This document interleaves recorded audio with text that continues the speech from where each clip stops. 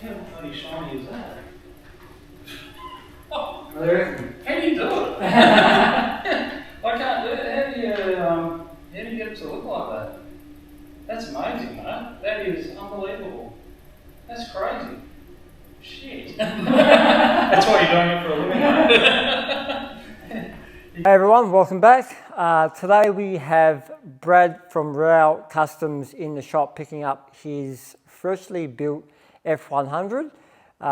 We have just done the fine tuning on this vehicle, more so on the paintwork. Brad has built a lot of F100s over the recent years. Some of them you would have seen in the shop already. And this is his latest project, and it's just coming to the end of it, really, isn't it? Yeah. It's at the end of it. So touch. generally this is the last stop for it. Probably a few bits and pieces he's going to tidy up, but it really is at the end of the line at the moment. So today we're just going to go through this truck. I'll show you a few of his other ones as well, but for today we'll just go over the F100, and he's going to tell us sort of what's been done to this one. This one I reckon is probably one of the best ones he's done out of all the ones we've had in here. So yeah, it'll be a good one to stay tuned and watch to the end. All right, Brad, why don't you just maybe just take us through where do you start when you get to one of these? You know what I mean? Sure, Because mate. I suppose they don't obviously come to you like this. I know some of them come sort of half done, maybe. Yeah. But generally, how did this one sort of come about, and where did you start from? Yep, sure, mate. Johnny, this one here, it's a 68 F100. When I bought this, I got it locally here in Perth, so it was in really decent condition, really, for one of these.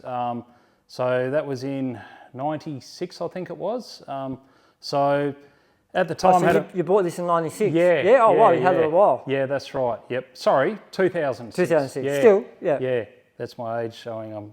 Must be dementia or something. So 2006, it was in really good condition. It was a grey colour, but it was lifted. So basically put a Jag front end in it, just gave it a quick whip over with the bodywork, painted it Wimbledon white. And back when I first started painting, I'd sort of tend to stick to lighter colours and whites because they're so much more forgiving when you're painting. Yep.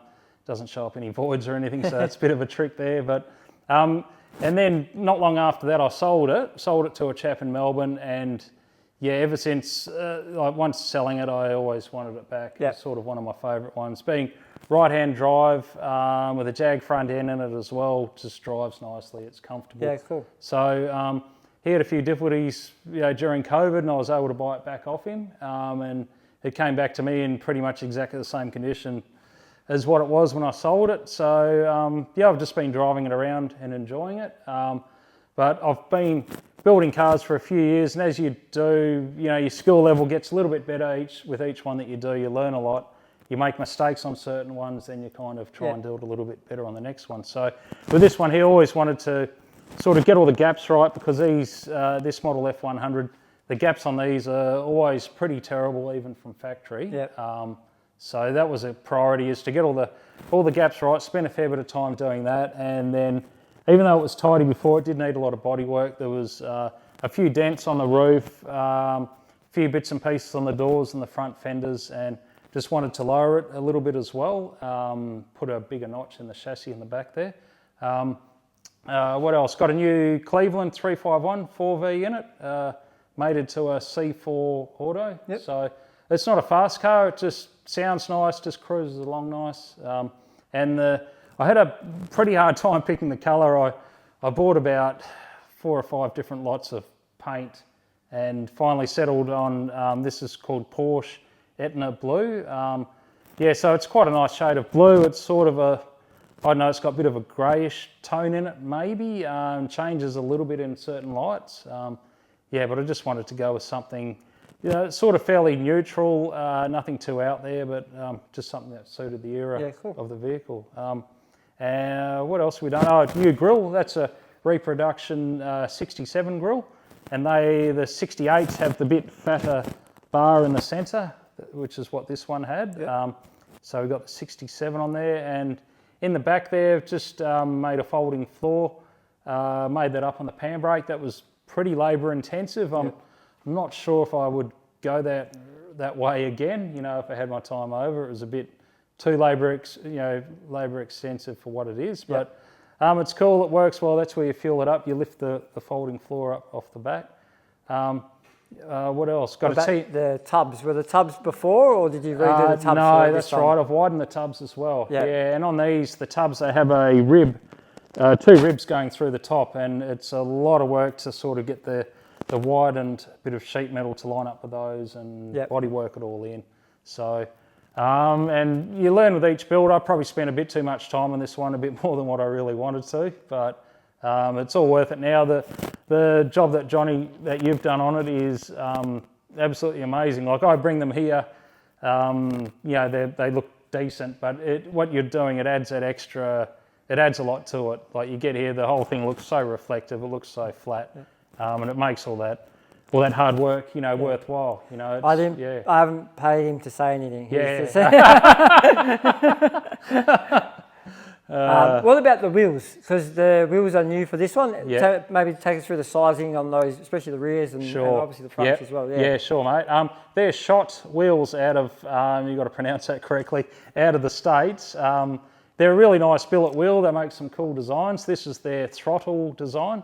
20 by 8.5 on the front with a positive 10 offset. In the rear, 20 by 12 with I think it's a negative 30 or something or whatever. And for a size bit more tyre, dish. are you running on the back? 245 40s in the front, 335 30s in the rear. Cool. Yeah, so I wanted to get a 345, but when you're looking at those sizes, they're very hard to find. I couldn't find any in Australia. So the 335s still fit on there nicely. They seem to look, You know what I mean? Perfect. No, they seem to fit on there okay. Had to shorten the diff 2.5 inches each side to accommodate it. And sort of, when you measure everything, you sort of calculate it all, you do it all in your head and write it down. And then when you get the wheels, it's always a bit nerve-wracking putting the wheels on to see if they're actually going to fit. And they did fit, and they kind of, they tuck in there nicely, luckily. So, And the interior, I know you, is the seat off the shelf? I think the seat's off the shelf, but you've retrimmed it, is that correct? The seat there, that's a TMI seat. That's it's been custom ordered in that finish. So, so you can order it as is? You can, yep. So you can buy them as is, Wow. So basically, they've got a heap of different designs that they do, and they're bench seats. They come in different widths. So that's a 60-inch wide seat. They do a 55. They do a 40 and a 45. So if you've got a hot rod, you can order a seat for it. I made up my own brackets for it because the TMI brackets, they kind of sit you a little higher in the cab. And I sort of didn't want to be sitting too low, but I didn't want to be too high either. So I just made up my own brackets for that and put it down a bit. The steering wheel, that's a Spark Industry steering wheel. That's one of their new line. They've got a bit more budget-friendly line of steering wheels. So that's that one there, and I've just painted the rim on it to match all the interior. Those mirrors, the billet mirrors look like a nice touch. Finish it off. That's right, mate. Had to take out a second mortgage to get the mirrors, but they're not cheap. But it's just one of those things. They add that bit of a finishing touch to it. They definitely do. Yeah, they do. They're Ring Brothers mirrors. And they're a lot of money for what they are. But when you see the machining in them and everything else, and when you're going that far with a vehicle, well, everything's $1,000. So 100%.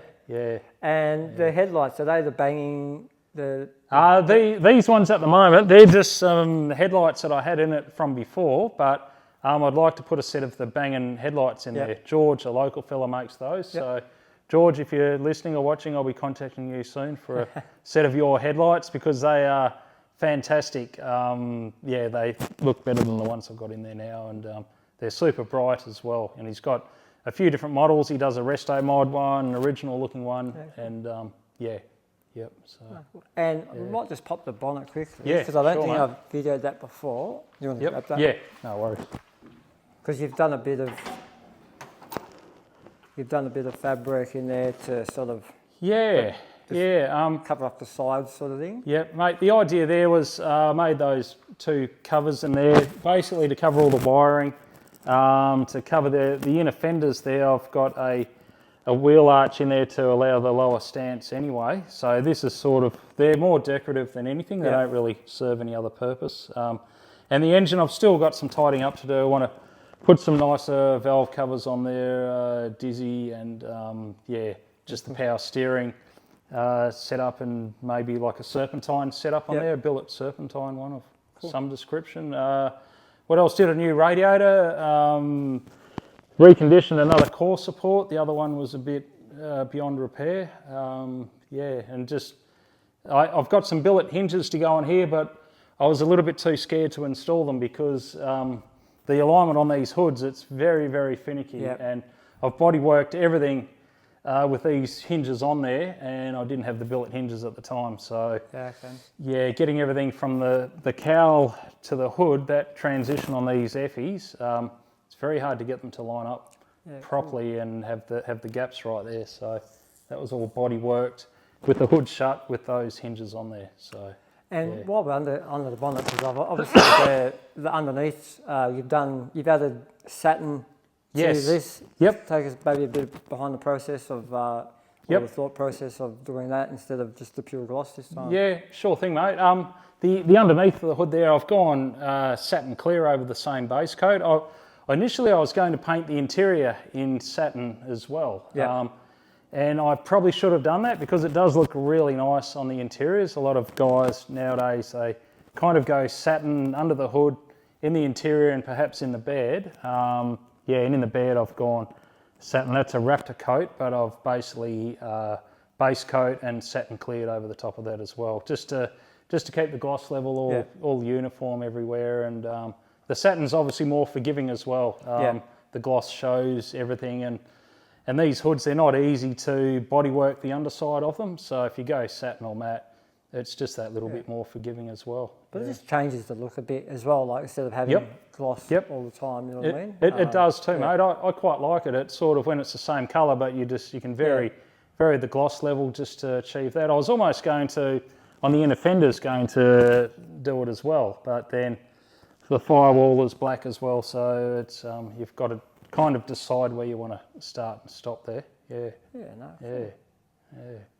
All right, so I know sometimes you get, you keep them, sometimes you sell them.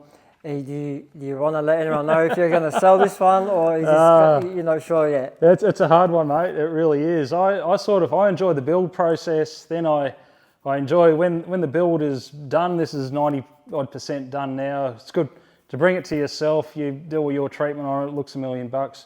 Get a few photos taken, and then once you take it to a few events, I think I must have ADHD or something because I kind of get bored with things after a while, and I'm itching. I've got some other builds lined up already, but it's a hard one. If the money's right, I'll sell it probably, because then I've got a chassis at home. I've got 2 new old stock bedsides. Just need to source a cab, then I could build another one basically. And start from the chassis up with that one there. Just go a little bit further with it perhaps, and would like to airbag one. So I probably will end up by selling this at some point, I'd say. Like in an ideal world, be nice to keep them all, but where I live, it's a very dusty environment. We have 7 kilometres of gravel road that in winter it's not really drivable on these things, so limited to how often and where I can use them anyway. So but I just enjoy the build process. That sort of, when you get to this stage, this is the most fun part of the whole thing. Can get a little bit stressful, things go wrong, and you over time you learn how to fix them reasonably quickly without too much pain or stress. So but when it's at this stage, this is good fun to me, coming here and seeing it all like this. So it's sort of the best part of the build, really. So in saying that, Rail Customs, that is you, that's your business. So you are happy to take on a build if someone obviously, has one of these, or you've got something and you're happy to finish it off for them or something like that. That's something, you do. Absolutely, mate. I sort of, I did have sort of a bit of a business model of just buying a vehicle, just doing it up myself, then marketing it and selling it. But at the moment, I've got a couple of builds on the go for customers, and I'll probably go that way going forwards. Yep. Yeah. It's good when you're working. So if you want to buy my hot rod, Yeah. Brad will build it for you.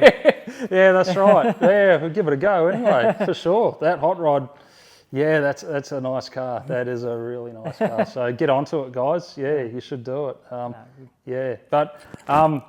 Basically, I'm wanting to work with people because they have ideas that I don't. When you're working on your own, you kind of get a little bit stuck in your ways. Yeah, so for sure. it's good to do jobs for other people, and they definitely. have their own ideas of how they want the build to turn out, and it adds sort of another dimension to it, really. Yeah. Oh, good. Yeah. Good.